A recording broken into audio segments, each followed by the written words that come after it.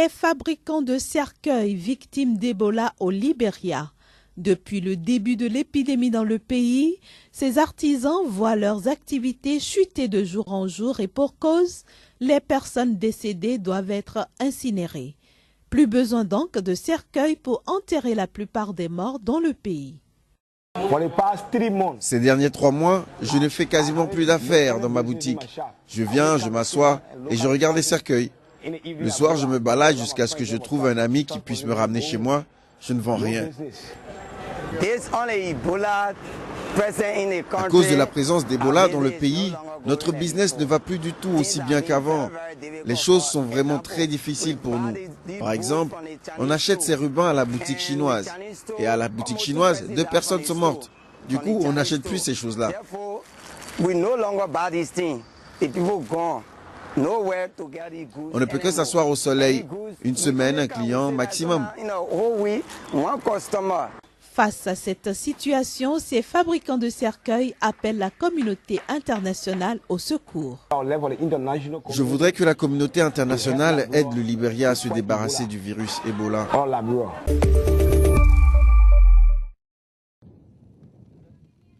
C'est un rite qui remonte au temps des Incas. Sur les hauts plateaux des Andes, au Pérou, on pratique le traditionnel chacu, une grande chasse à la vigogne à l'issue de laquelle les animaux sont tondus, puis libérés. La laine de ce petit camélidé sauvage, tout comme celle de son cousin l'alpaga, sont parmi les plus recherchées au monde pour leur finesse et leur chaleur. Les créateurs de vêtements de luxe sont de plus en plus nombreux à s'y intéresser, comme cette styliste péruvienne qui en a fait sa spécialité. J'ai fait le pari de travailler avec de l'alpaga parce que nous, les Péruviens, nous avons une grande tradition, une culture millénaire dont nous pouvons nous inspirer. C'est une source d'inspiration énorme que les créateurs peuvent exploiter et réinterpréter. À Arequipa, deuxième ville du pays et grand centre textile, l'entreprise Mitchell est spécialisée dans la production de laine d'alpaga et de vigogne, plus fine et plus chère que l'alpaga. Ces 5 usines font travailler 50 000 familles de la région. Et la demande ne cesse d'augmenter. Entre 2009 et 2013, les exportations d'alpaga ont bondi de 58%, générant plus de 130 millions de dollars. Je crois qu'aujourd'hui, le public commence à apprécier cette fibre, beaucoup plus qu'avant. Et il n'y a pas que ça, de nouveaux marchés se sont ouverts à cette fibre. On n'en fait plus seulement des vêtements, mais aussi des produits pour la maison, ce qui contribue beaucoup à augmenter la demande. Pour accompagner ce boom, une grande foire dédiée à l'alpaga attire depuis quelques années les amateurs de cette fibre, producteurs et créateurs. Cette année a été particulièrement faste. Plus de 15 millions de dollars de laine ont été négociés en quelques jours par 70 acheteurs internationaux. Venir ici au Pérou, voir ce beau pays, être si bien accueilli et voir comment tout cela se développe, c'est très enthousiasmant. Nous venons de visiter l'usine Mitchell et c'était passionnant pour nous. Nous n'avions jamais vu une production aussi importante et ça nous motive vraiment pour apporter ça aux États-Unis. Parmi les principaux acheteurs, la Chine, l'Italie et le Japon qui y voient une alternative de qualité au cachemire. Ce dernier, grand rival de l'alpaga, voit sa supériorité décliner à cause de la production de masse.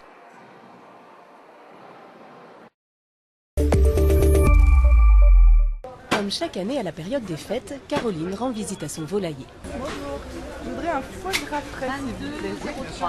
Un foie de canard de 500 grammes lui coûte ici une trentaine d'euros. C'est 2 fois moins cher que de l'acheter en boutique. Sauf qu'une fois rentré à la maison, il ne faut pas se rater. Là, franchement, c'est pas gagné. Le plus difficile, je pense que c'est le déveinage, surtout quand on n'a pas l'habitude, qu'on n'a jamais vu faire, on se retrouve tout seul devant son foie. Pour éviter de se retrouver tout seul devant son foie, les cours de cuisine autour du foie gras se multiplient, comme ici à Paris. Plus vous grattez lentement, plus vous y voyez. 4 heures, 125 euros, et les participants apprennent 3 recettes autour du foie gras, dont l'incontournable terrine. C'est la première fois que je travaille sur un foie gras. Après, c'est assez particulier, la texture, la technique. Je pensais pas que ça prenait autant de temps. Et vous allez venir... Une fois dénervé ou déveiné, le foie gras est assaisonné. 10 g de sel et 7 g de poivre pour 1 kg. T'as mis quoi, toi? Un aiguille porto pour moi. Piment d'Espelette, épices, vin cuit, libre à chacun d'agrémenter l'assaisonnement comme il lui plaît. Les gens se mettent à fabriquer du foie gras, c'est pas d'aujourd'hui, hein, mais en fait ils veulent renforcer leurs connaissances, donc ils viennent participer à nos cours et on vient leur donner un petit peu, leur transmettre tout notre savoir, toute la technique, l'achat du produit, la cuisson, c'est quelque chose qui marche bien et qui a du succès. Hein. Ici, les terrines sont cuites dans l'eau bouillante pendant 40 minutes. Elles pourront être dégustées dans les 3 mois qui viennent. Caroline, en revanche, fait mariner son foie gras toute une nuit avant de le mettre en terrine. Elle le prépare mi-cuit et non en bocal et le passe au four juste une vingtaine de minutes à 170 degrés. Après quelques jours au frigo, il est prêt à être dégusté. L'Amérique latine pourrait bientôt retrouver sa couronne de roi du cacao. Non. Le berceau du chocolat s'est depuis longtemps fait voler la place de premier producteur mondial par l'Afrique de l'Ouest. Mais les choses pourraient changer grâce à cette fève équatorienne, un cacao hybride très rentable, mais longtemps boudé par les chocolatiers à cause de son goût acide. C'est un cacao assez plat et qui produit beaucoup.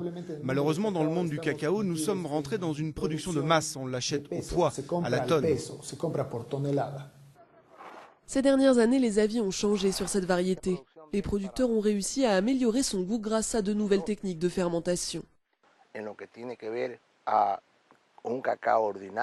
On disait qu'il s'agissait d'un cacao ordinaire avec des problèmes d'acidité et d'astringence. Mais cela est définitivement terminé. Surtout, il produit 8 fois plus que le cacao traditionnel, un argument de poids, alors que la demande mondiale en chocolat explose. Les pays émergents comme l'Inde ou la Chine sont de nouveaux adeptes et la consommation de l'Europe, premier acheteur de chocolat fin, continue d'augmenter. Dans ce contexte, l'Équateur espère bien faire de son cacao mal aimé la solution.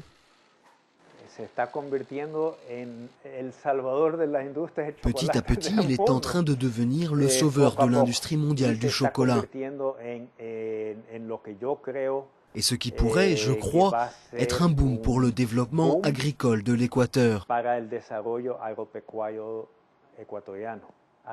En 16 ou 20 ans, l'Équateur pourrait devenir le premier producteur au monde. Pour l'instant, l'Amérique latine ne représente que 16% de la production mondiale, mais la demande est énorme. En 2013, le déficit mondial en cacao a été de 174 000 tonnes.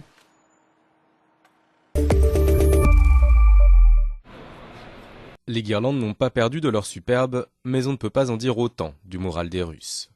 Cette année, les consommateurs regardent à 2 fois avant d'acheter leurs cadeaux de Noël. Le rouble a perdu près de la moitié de sa valeur par rapport à l'euro depuis le début de l'année. Un cataclysme économique engendré par la baisse des cours du pétrole, dont la Russie est un grand exportateur, et par les sanctions économiques des États-Unis et de l'Union européenne. Monnaie dévaluée, budget très serré et incertitude des lendemains, de quoi plomber ces fêtes de fin d'année. On voit bien que tout coûte plus cher, tous les prix augmentent, et ce n'est pas agréable. Quand on fait les courses, on essaie de voir s'il n'y a pas des réductions ou des soldes. Mais si ce sont des choses qu'on aime vraiment, on les achète quand même si les prix ont augmenté de 10% ou plus.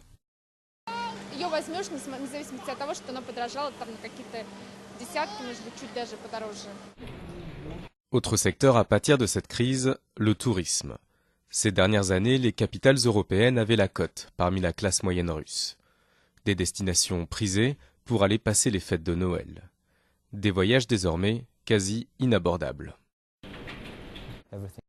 Tout coûte 50 à 70% plus cher en Europe. Donc même si le voyage a été réservé en avance, des gens annulent parce qu'ils n'ont plus les moyens de payer l'hôtel. Ils n'ont tout simplement pas les moyens de se permettre la vie là-bas.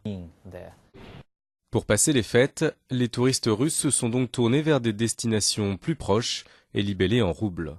La Crimée et Sotchi en tête. Dans la ville hôte des Jeux Olympiques, les hôtels affichent déjà tous complets. Pour les destinations au soleil, la Thaïlande et le Sri Lanka ont fait leur entrée au palmarès des pays les plus convoités, bien moins chers que leurs voisins asiatiques. Conséquence inattendue de cette crise, un boom des achats de produits électroniques et électroménagers. Les stocks de ce magasin sont presque épuisés, du jamais vu à cette époque de l'année. Les clients anticipent, le rouble dégringole et les prix des produits importés ne font qu'augmenter, des produits qui, eux, contrairement au rouble, ne risquent pas de perdre leur valeur du jour au lendemain. En somme, certains investissent dans une machine à laver comme on investirait dans la pierre. Les gens essaient d'investir dans des choses au prix plus ou moins intéressant. Tout le monde n'a pas assez d'argent pour placer ses économies dans un appartement ou une belle voiture. Et donc les appareils électroniques et électroménagers sont plus accessibles pour ces personnes-là. La vente de certains produits a déjà doublé. Certaines marques étrangères, quant à elles, ont carrément quitté le marché russe, jugé trop volatile. Le géant américain Apple, lui, a augmenté ses prix de 20% du jour au lendemain, avant de carrément suspendre ses ventes sur Internet en Russie. Autant d'événements qui rendent la crise concrète aux yeux des Russes et qui pourraient n'être que le début d'une longue série si la tempête venait à durer.